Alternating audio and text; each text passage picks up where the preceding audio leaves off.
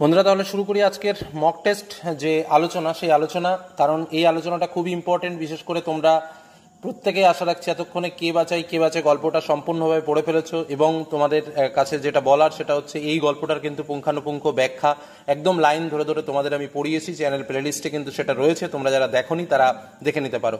আজকের এই আলোচনায় আমরা কিন্তু গুরুত্বপূর্ণ 25টি এমসিকিউ প্রশ্ন সম্পর্কে জানবো, তার উত্তর সম্পর্কে জানবো, এবং তার সঙ্গে যখনই প্রশ্নগুলো বলবো তোমরা কিন্তু তার উত্তরগুলো মনে মনে রেডি করে রাখবে, এবং আমি কিন্তু উত্তরগুলোও সঙ্গে বলবো।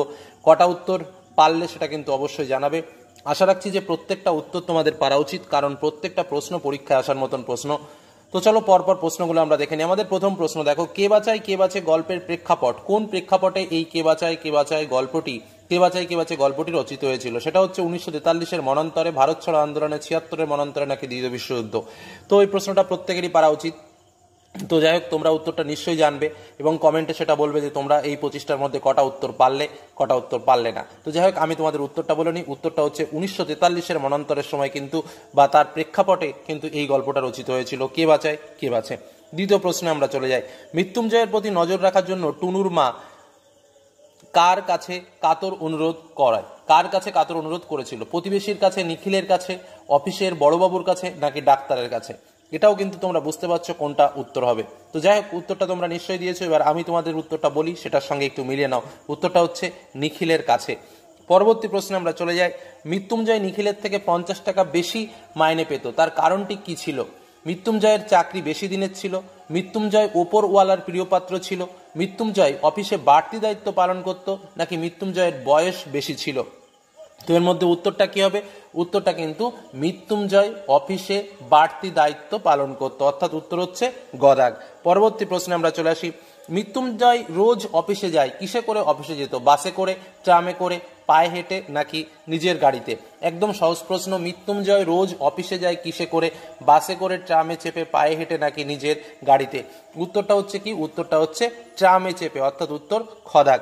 পরবর্তী প্রশ্ন। মৃত্যুঞ্জয় এই রকম দেখেই নিখিলকে অনুমান করতে পারলো। নিখিল অনুমান করলো, কি অনুমান করলো? যে তার শরীর ভালো নেই, বড় একটা সমস্যার সঙ্গে তার সংঘর্ষ হয়েছে, তার মন ভালো নেই, তার ওপর সে রাগ করে আছে। তো মৃত্যুঞ্জয় এই রকম দেখেই নিখিল কি অনুমান করতে পেরেছিল? উত্তরটা কি হবে তোমরা নিশ্চয়ই জানো, তবু আমি উত্তরটা বলে দিই। খদাগ, বড় একটা সমস্যার সঙ্গে তার সংঘর্ষ হয়েছে। পরবর্তী প্রশ্ন। মৃত্যুঞ্জয়ের বাড়ির বাজার ও কেনাকাটা কে করে? অপশানে কি কি রয়েছে দেখো। মৃত্যুঞ্জয় নিচে, তার ভাই ও চাকর, টুনুর মা, নাকি মৃত্যুঞ্জয় ও তার চাকর? মৃত্যুঞ্জয়ের বাড়ির বাজার ও কেনাকাটা কি করে? অপশানগুলো ভালোভাবে পড়বে, বুঝবে, তারপরেই কিন্তু সিদ্ধান্ত নেবে। তো যাই হোক, উত্তরটা কি আমি বলে দিই, আশা করি তোমরা এতক্ষণে সিদ্ধান্ত নিয়েছো। উত্তরটা কিন্তু হবে তার ভাই ও তার চাকর। পরবর্তী প্রশ্নে আমরা চলে আসি। ফুটপাতে ব্যক্তিটির মৃত্যুর কারণ কি ছিল? রোগ, দুর্ঘটনা, খাদ্যে বিষক্রিয়া, নাকি অনাহার? ফুটপাতে ব্যক্তিটি কেন মারা গিয়েছিল? তো লাইনেই আমরা পড়েছি অনাহারে মৃত্যু দেখেছিল সে। তো যাই হোক, তাহলে ফুটপাতে ব্যক্তিটির মৃত্যুর কারণ কি ছিল? উত্তর হচ্ছে অনাহার, অর্থাৎ উত্তর ঘদাগ। পরবর্তী প্রশ্ন। নিখিল দেখেছিল যে মৃত্যুঞ্জয় সারশিতে আটকানো মৌমাছির মতো উড়ে বেড়াচ্ছে, মধু খাচ্ছে, গুনগুন করছে, মাথা খুঁড়ছে। তো এর উত্তরটা কি হবে? আবারও বুঝে নাও। নিখিল দেখেছিল যে মৃত্যুঞ্জয় সারশিতে আটকানো মৌমাছির মতো কি করছিল? মাথা খুঁড়ছিল, অর্থাৎ উত্তর ঘদাগ।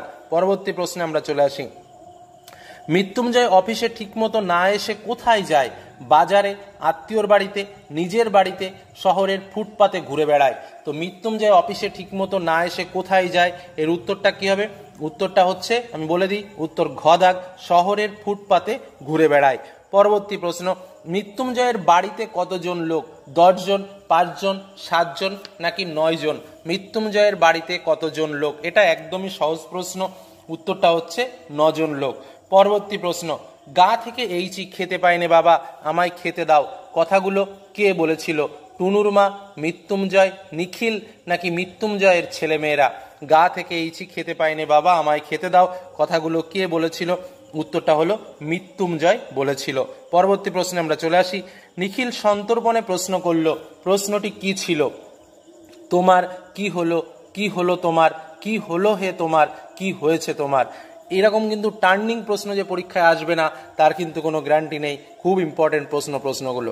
তো যাই হোক, নিখিল সন্তর্পণে প্রশ্ন করলো, প্রশ্নটি কি ছিল? প্রশ্নটি ছিল কি কি হলো হে তোমার, অর্থাৎ উত্তর হচ্ছে গদাগ।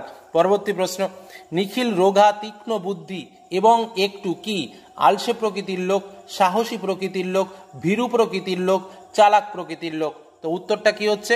উত্তরটা হচ্ছে একটু আলসে প্রকৃতির লোক, অর্থাৎ উত্তর কদাগ। পরবর্তী প্রশ্ন, সেদিন কোথায় যাবার পথে মৃত্যুঞ্জয় প্রথম মৃত্যু দেখে? বাজার, নিখিলদের বাড়ি, অফিস নাকি বাড়ি ফেরার পথে? উত্তরটা হচ্ছে কোথায় যাবার পথে? উত্তরটা হচ্ছে অফিস যাবার পথে প্রথম মৃত্যু দেখে, অর্থাৎ উত্তর গদাগ। পরবর্তী প্রশ্ন, নিখিল কার কাছে মাঝে মাঝে কাবু হয়ে যায়? মৃত্যুঞ্জয়ের কাছে, অফিসের অন্যান্যদের কাছে, তার স্ত্রীর কাছে, অফিসের বড়বাবুর কাছে। তো উত্তরটা কি হবে? উত্তরটা হচ্ছে মৃত্যুঞ্জয়ের কাছে, অর্থাৎ উত্তর কদাগ। পরবর্তী প্রশ্ন, ফুটপাতে হাঁটা তার বেশি প্রয়োজন হয় না, কার প্রয়োজন হয় না? নিখিলের, টুনুর মার, মৃত্যুঞ্জয়ের নাকি টুনুর? উত্তরটা কি হবে? উত্তরটা হচ্ছে মৃত্যুঞ্জয়ের, ফুটপাতে হাঁটা বেশি প্রয়োজন হয় না। পরবর্তী প্রশ্ন, নিখিল অবসর জীবন কিভাবে কাটাতে চায়? দুস্থ মানুষের সেবা করে, দেশ বিদেশ ভ্রমণ করে, গান শুনে ও নাটক দেখে, বই পড়ে আর একটা চিন্তার জগৎ গড়ে তোলে। তো উত্তরটা কি হবে?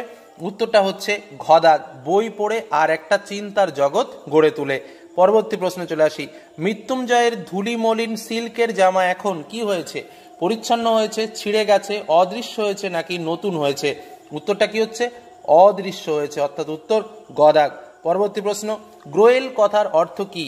এক ধরনের টনিক, ভাতের ফ্যান, ফলের শরবত নাকি সুস্বাদু খাবার? গ্রোয়েল কথাটির অর্থ কি? অর্থটি হলো ভাতের ফ্যান, অর্থাৎ উত্তর হচ্ছে খদাগ। পরবর্তী প্রশ্ন, মৃত্যুঞ্জয়ের প্রকৃত বন্ধুর নাম কি? এটা একদমই সহজ প্রশ্ন। কৈলাস, মানিক, নিখিল নাকি সুব্রত?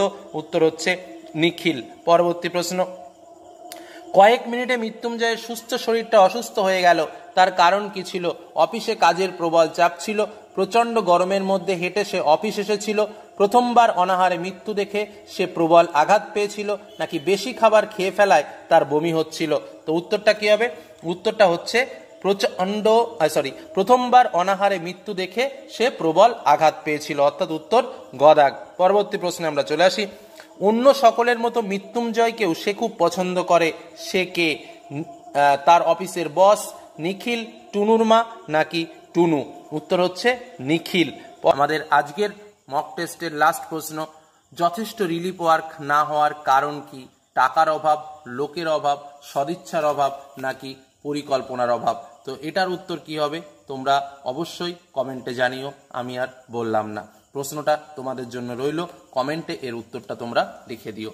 তো মক টেস্ট আলোচনা পর্ব কেমন লাগলো সেটা অবশ্যই কমেন্টে জানিও, আর এরকম মক টেস্ট আরও চাইলে শেয়ার করো এবং কমেন্টে জানিও। তো আজকের মতো এখানেই শেষ করলাম। প্রশ্নগুলো তোমাদের কাজে লাগবে এবং পরীক্ষায় কিন্তু এগুলো খুব ইম্পর্টেন্ট, এটা মাথায় রেখে সামনের দিকে এগিয়ে যাও। ধন্যবাদ।